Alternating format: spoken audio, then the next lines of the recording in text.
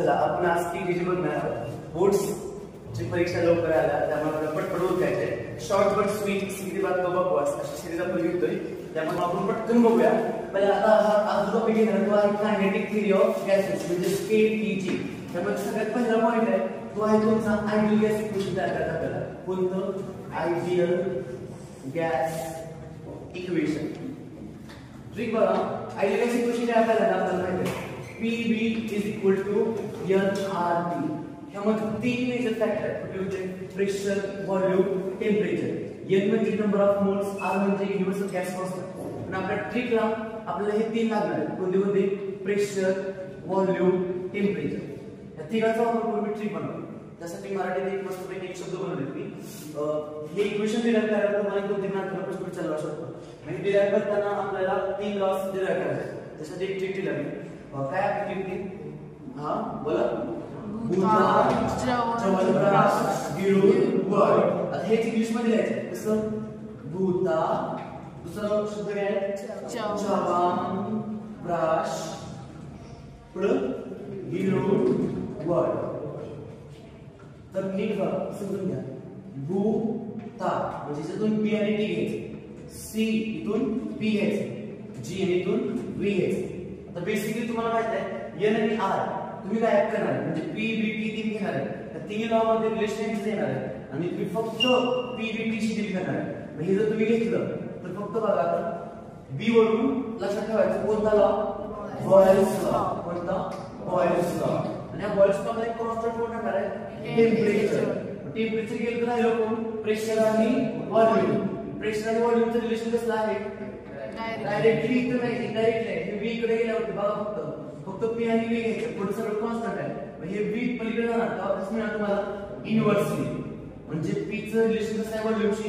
Inversely. Boyle's लॉचा proof झाला कसा? At constant temperature pressure is inversely proportional to volume. इथं कॉन्स्टंट ठेवतो. आता सेम दुसरा सी वरून सीएच वरून कोणता लॉ आहे तो? Charles law. कुठला आहे? Charles law. चार्ल्स लॉ मध्ये कॉन्स्टंट कोण आहे? प्रेशर. At constant pressure. आता प्रेशर घेणार आहे कोण? व्हॉल्यूम आणि टेम्परेचर. तर वरती बघायचं व्हॉल्यूम आणि टेम्परेचरचं रिलेशन कसं आहे? डायरेक्टली. तर volume is directly proportional to temperature. तुमचा चार्ल्स लॉ पण तयार झाला.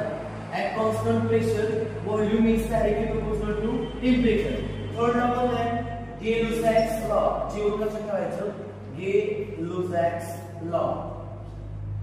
त्यामध्ये व्ही कॉन्स्टंट ठेवायचं म्हणजे कोण कॉन्स्टंट ठेवायचं आहे? व्हॉल्यूम. व्हॉल्यूम कॉन्स्टंट आहे म्हणजे राहिलं पण फक्त प्रेशर आणि टेम्परेचर. त्यांचं रिलेशन कसं आहे? Directly. Pressure is directly proportional to temperature. असं येत नाही. शॉर्ट बट स्वीट तुम्हाला डिराइव्ह करण्यासाठी एक थोडेसे ट्रिक एक गंमत जमत तुम्हाला असं बनवून दिले. असं येत नाही. हे येतं त्यांनी. आपण काय करतोय आधी हे घेतोय त्याच्यावर डिराइव्ह करतोय कारण तुम्हाला लिहायचं जे डिराइव्ह केले ते आता नाही. पण तुम्हाला कसं करणार आहे? तुम्ही पेपर मध्ये लिहिणार आहे आणि याच्यावर तुम्हाला जज करणार आहे. तुम्हाला हे लिहिता आलं पाहिजे व्यवस्थित. टेम्परेचर मी एका साईडला घेतली. डायरेक्टली प्रोपोर्शनल कोण आहे? प्रेशर आणि व्हॉल्यूम. प्रेशर आणि volume. PV is directly proportional to temperature. Constant of proportionality देऊन आपण हे काढू शकतो. इज इक्वल टू दिलं. आता कॉन्स्टंट काय द्यायचं आपल्याला? आपण काय दिलं? R म्हणजे युनिव्हर्सल गॅस कॉन्स्टंट आणि T इकडं हे PV इकडं. आता इथं 1 मोल साठी आहे. जर n नंबर ऑफ मोल्स घेतले आपण तर फक्त त्यावेळेला आपण n हे मिळालं आपल्याला आयडियल गॅस इक्वेशन. कसं डिराइव्ह केलं? तीन लॉ घेतले. कुठले? Boyle's law, Charles law, Gay Lussac's law. आपण एक ट्रिक लक्षात ठेवलं. भूता टी वरून बॉयल्स मध्ये कोण कॉन्स्टंट आहे? टेम्परेचर. चार्ल्स लॉ मध्ये चवनप्राश टी वरून काय कोण कॉन्स्टंट आहे? प्रेशर. आणि गे-लुसॅक्स मध्ये कोण कॉन्स्टंट आहे? गिळून वळ व्हॉल्यूम. मग इथं टी कॉन्स्टंट आहे ना तिला काय केलं? मग इथं राहिलं कोण? प्रेशर आणि व्हॉल्यूम.